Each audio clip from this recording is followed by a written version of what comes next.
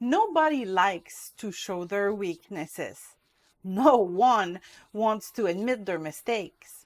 Yet, God encourages us to remain humble and recognize our shortcomings. Are you able to do this?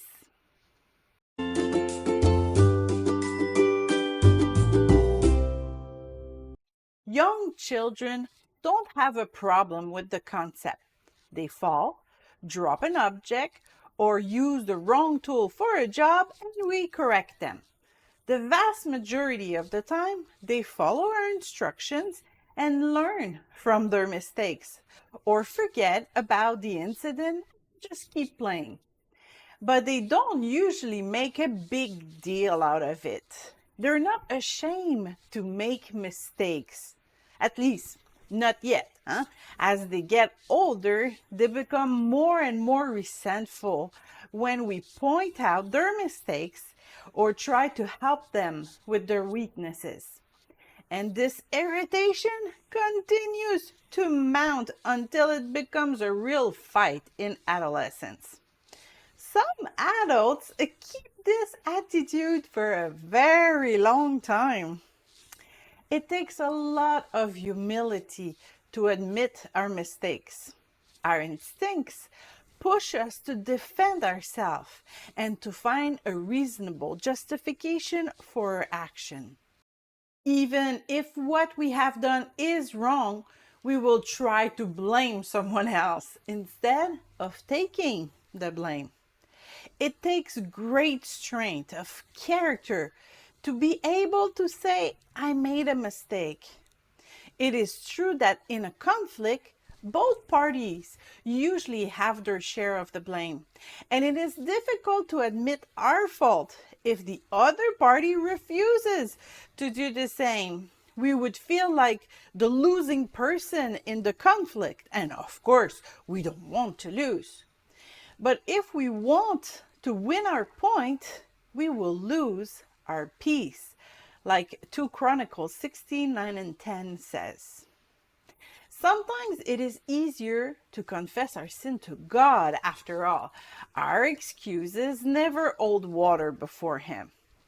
But our Father also asks us to confess our errors to those around us. And why worry about a speck in your friend's eyes when you have a log in your own? How can you think of saying to your friend, let me help you get rid of that speck in your eyes when you can't see past the log in your own eye? Hypocrite! First get rid of the log in your own eye, and then you will see well enough to deal with the speck in your friend's eye. Matthew 7, 3-5. Admitting our mistakes sometimes forces us to accept losing the battle. However, it is sometimes more advantageous to lose face than to lose a friendship. A lesson that will be also very useful once we're married. Ideally, our humility will be contagious, and by admitting wrongs, the other party will also admit theirs. But not always. We must also be ready to apologize, even if the other is just as guilty and does not admit anything. Do all that you can to live in peace with everyone. Romans 12:18. We don't need to win every battle when we know that in Christ we are always more than conquerors, and that even our mistakes will work out for our good. The same goes for our weaknesses. We can ask for help. Even Jesus asked his disciple to support him. Matthew 26:38. The apostles also asked the people to pray for them. 2 Corinthians 1:11.